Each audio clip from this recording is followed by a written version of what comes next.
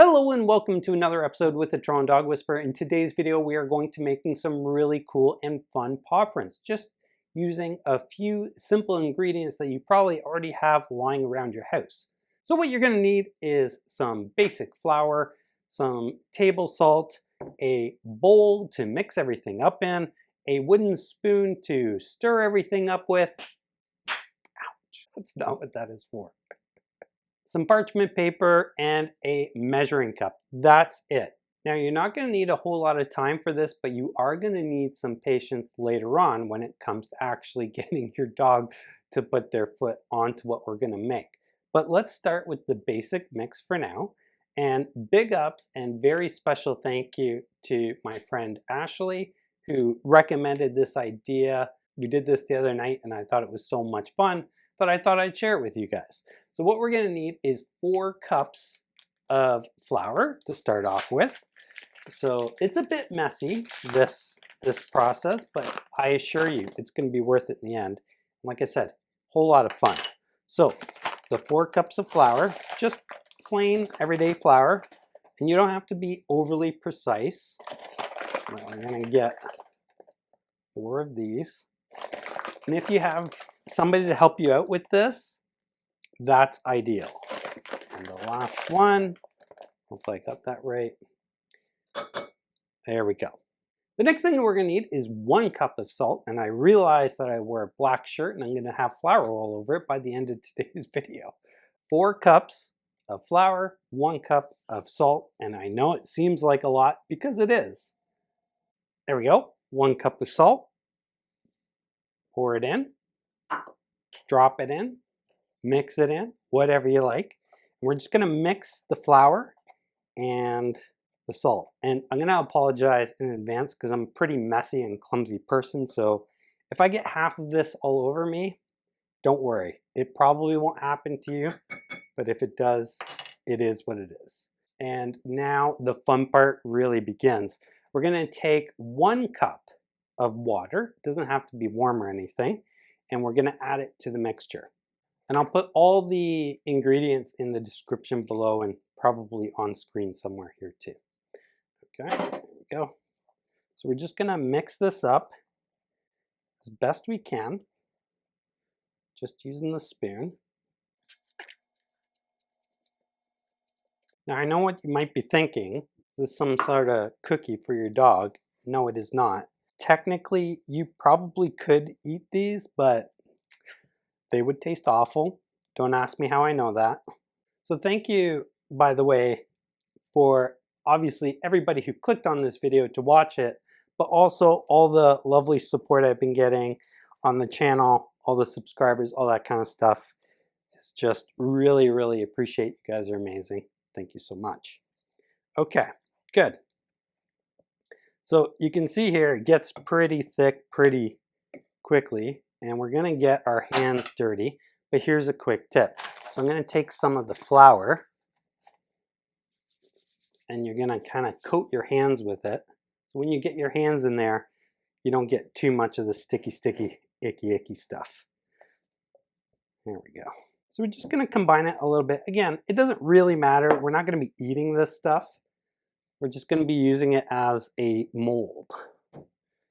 So the next part is pretty straightforward, especially if anybody out there has made their own bread. So we're going to take this and just dump it out. You can see here, I'm making a lot, but the thing is, you're probably going to mess up the first few times. So it's better to have too much. I mean, it's just flour and salt. It's not really expensive, so it's better to have too much than too little. That way, if you mess up or you make a mistake, you can do it. So right now, all I'm doing is kneading this dough, which is kind of therapeutic. But you're just going to press down on it, kind of fold it over until it gets nice and firm. Just for a few minutes, nothing too crazy.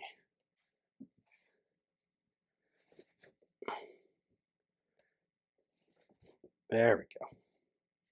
If you notice it's a little too wet and too sticky, you can always add a little bit of flour, but I wouldn't worry too much about it. Again, it's not uber precise because we're not actually going to be eating this. Okay, there you go. So you can see how that firmed right up.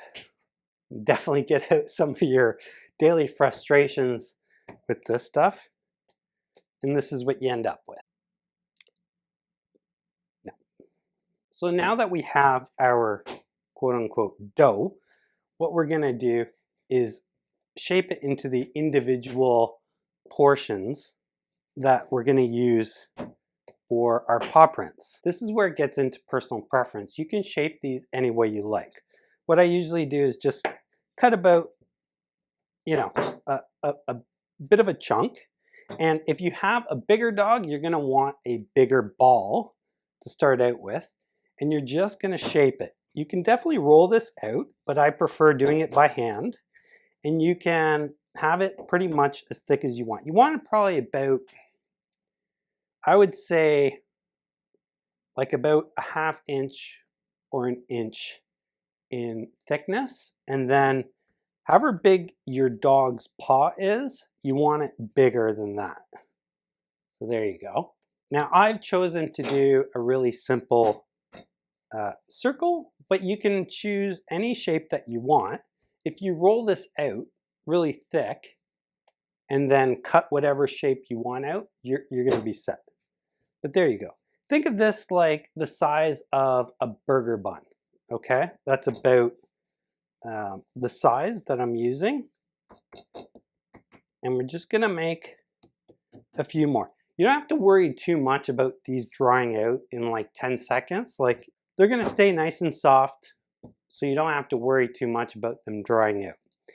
In the meantime, you want to prepare your oven. So preheat your oven to 250 degrees Fahrenheit, which is 120 degrees Celsius for my Canadian friends.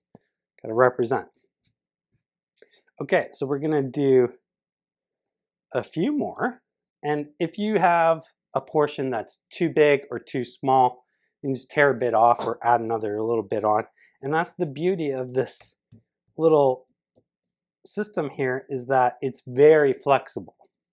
So again, there you go. Second one done.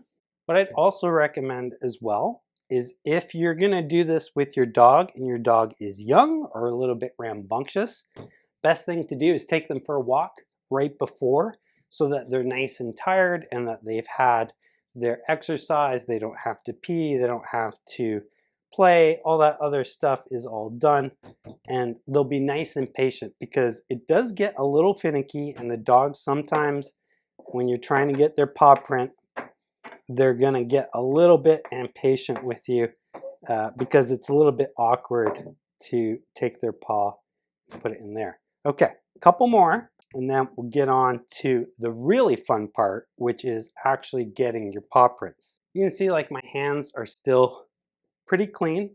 They're not stuck with dough or anything like that. And what I'm doing is I'm just using a knife to flatten up the edges, but it doesn't really matter. I think part of the appeal of this little project is that it's something that's homemade. So if you're looking for a really thoughtful gift, I always recommend making something for somebody. And if you have a dog and somebody else loves that dog, getting one of these paw prints as a stocking stuffer is probably a really nice treat, or just like a nice little surprise. Okay, you can see here I have 4 good sized ones and one like little one. I'm not going to use the little one. I'll just put it away from now. They don't have to be even. They don't have to be perfect. It doesn't really matter. There you go. There's 4 of them. That took about, I don't know, 10 minutes or so. Not too long. You can see they're not perfect. They're not like uniform, but they're about an inch thick, or 3/4 an inch thick. In Canadian terms, let's see here, that's probably like 2 centimeters or so. Again, don't worry too much about it. The only thing you don't want to do is make them too thin, because you're going to be pressing your dog's paw right into the center of it, and you need a bit of depth to make the imprint look cool.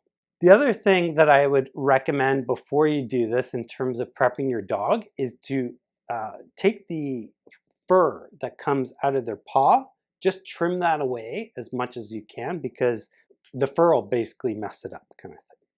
Now we get to the really fun part. So before I put these to use in terms of actually getting the paw print from Mackenzie, I'm going to put a little flour on top. And the reason why you want to put a little bit of flour on top is when your dog's paw pushes down into the dough, it's not going to stick to their paw. It's just going to make a nice imprint. So what we're going to do is put our little flour concoction on the floor because I have a big dog. You can definitely use a countertop for a little dog, but we're going to use this one for the big dog. Come on, Kens. Okay, so it's okay if your dog kind of wants to eat it. That's normal. So we're gonna use the parchment paper to actually move it around. And we're gonna get as centered as we can. And we're gonna press down nice and gently. And then lift up. Good girl. And there you go. A nice impression of a paw print for your dog. These parts here where the claws make an indent, you can just fill those in with your finger if you don't like them, or you can leave them in if you do. It's always good to get a few of these just in case you don't like one or one comes out better than the other. Come on, Ken. So we're just gonna get our puppy. You can see Kenzie's nice and calm. Oh, she's hesitating. And then push down nice and gently, getting all the different toes and back part as well. And there you go. Paw print done. Just do that a few times and then you're good to go as many times as you like. Try different shapes out, try different sizes out. And then the next step is the easiest. After you get your paw prints, that's it. You pretty much, all you have to do is put them on a baking sheet with a bit of parchment paper on it, whack them in the oven at 250 degrees for about 2 to 3 hours, and you're done. Thanks to the magic of editing, here's some that I baked before, and just give them a bit of time to cool down. You don't want to handle these or do anything with them right out of the oven. 2 to 3 hours in the oven is all you need. Please do not eat these or give them to your dog. They're full of salt and they probably don't taste that great. I mean, they look like cookies, but trust me, they're not. After your paw prints are done, you can pretty much do whatever you want. I have chosen to paint some of these to see how they look, but experiment. Try different things out. Try different colors out. Maybe make these into Christmas ornaments that you can hang on the tree or just give them away to your friends who are absolutely in love with your dog, or make these for mom or dad, some of the family members. I'm sure they'd appreciate it. This is something that is quick and easy. You can do it in no time. It's something fun for the whole family to get involved with. And the results, I think, are going to be worth the investment of time. That's it, guys. Thanks so much for watching. I really appreciate your time. Give this a shot. Take some pictures, put it on Instagram, tag me in them. I cannot wait to see the kind of stuff that you guys come up with. Till next time, if you love your dog, take them for a walk. Thanks so much and take care.